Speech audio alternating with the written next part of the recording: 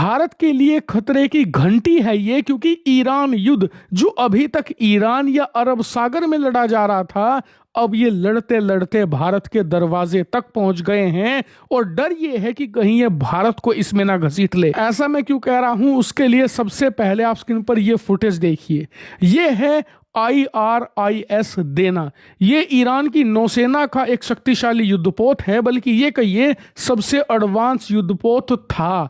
और पिछले ही महीने यानी कि कुछ हफ्ते पहले ही ये भारत आया था, क्या करने, एक युद्धाभ्यास में हिस्सा लेने, जिसका नाम था मिलान 2026। यहां तक कि भारत की राष्ट्रपति जी भी इस शिप का निरीक्षण करने पहुंची थी और इसके क्रू मेंबर से मिली भी थी।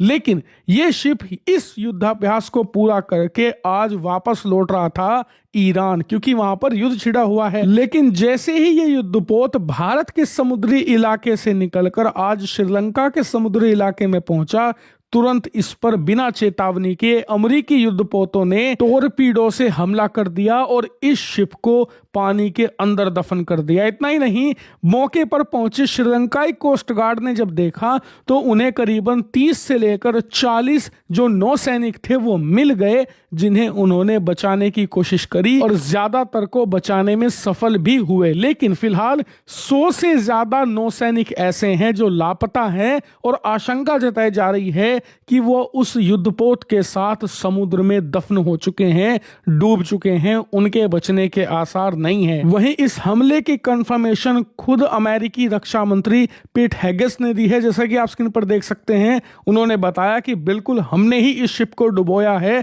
और हमने अपनी टोरपीडोज का इस्तेमाल किया इस युद्धपोत को डुबोने में। और ये बड़ी कार्रवाई है दो लिहाज से। पहली, वर्ल्ड वॉर 2 के बाद पहली बार ऐसा हुआ है जब अमेरिकी फौज ने ऐसी कार्रवाई करी है। उन्होंने किसी देश का शिप किसी तीसरे देश के समुद्री इलाके में डिस्ट्रॉय किया है या उस देश से दूर तबाह किया है। अब से पहले अमेरिका ने यह काम सिर्फ वर्ल्ड वॉर 2 में जर्मनी या फिर जापान के खिलाफ किया था। दूसरी, ये भारत के लिए चिंताजनक बात है, क्योंकि अब अमेरिका ईरान लड़ते लड़ते भारत के इलाके में पहुंच आए हैं। आप सोचिए ये कितनी बड़ी एम्बैरेसमेंट होती हमारे लिए अगर थोड़ी भी चूक हो जाती और इस युद्धपोत को भारत के समुद्री इलाके में रहते रहते अमेरिका डिस्ट्रॉय कर देता, तब भारत की साख पर बट्टा लग जाता। लेकिन खतरा अभी टला नहीं है। दरअसल आप जानते ही हैं कि ईरान इस समय दुनिया के हर उस देश पर हमला करने पर उतारू है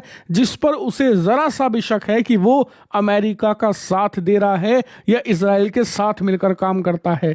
ऐसे में भारत के समुद्री इलाके के करीब उसकी नौसैनिक शिप का डुबाए जाना ये उसे संकेत दे सकता है कि भारत भी अमेरिका के साथ कोलैबोरेशन में काम कर रहा है। ऐसे में ईरान की IRGC भारतीय शिप्स या भारत के मर्चेंट शिप्स को टारगेट कर सकती है। ऐसे में अब हमें सावधान हो जाने की बहुत ज्यादा जरूरत है, क्योंकि आप याद रखिए अरब देशों में हमारे लाखों लोग रहते हैं। ऐसे में अगर ये युद्ध लंबा चलेगा तो जरूरत हमें पड़ेगी उन लोगों को अरब से निकालने के लिए। ऐसे में बिना ईरान की मदद के उन्हें निकाल पाना संभव नहीं होगा। इसीलिए आज की यह घटना हमारे लिए बहुत बड़ी परेशानी का सबब बनने वाली है, क्योंकि हमें ईरानी डिप्लोमेट्स को यह समझाना पड़ेगा अब कि हमारा इसमें कोई हाथ नहीं था, ये अमेरिका ने कार्रवाई करी है, हमें इसके बारे में जानकारी नहीं थी। वरना ईरान इस समय जिस राह पर है उसे किसी का डर नहीं है। वो डायरेक्टली हमें कोई नुकसान नहीं पहुंचा सकता, लेकिन हमारे अरब में जो एसेट्स हैं, हमारे जो लोग हैं, उन्हें नुकसान पहुंचा सकता है। इसीलिए हर कदम फिलहाल फूक फूक कर रखना होगा, क्योंकि आप उस देश को डरा सकते हैं जिसके पास खोने के लिए कुछ हो। ईरान के पास खोने के लिए फिलहाल कुछ भी नहीं है, इसीलिए उन्हें किसी बात का डर भी नहीं है। यही कारण है कि भारत ही नहीं, भारत जैसे बहुत सारे ऐसे देश जिनके अरब वर्ल्ड में हित हैं, वो ना तो अमेरिका के साथ खड़े होता दिखना चाहते हैं, ना ही ईरान के साथ। सबकी ख्वाहिश है कि सब न्यूट्रल बनकर रहें, ना तो ईरान से पंगा लिया जाए, ना ही अमेरिका की कार्रवाई का विरोध हो। हालांकि इस पर आपका क्या मानना है, कमेंट करके बताइएगा।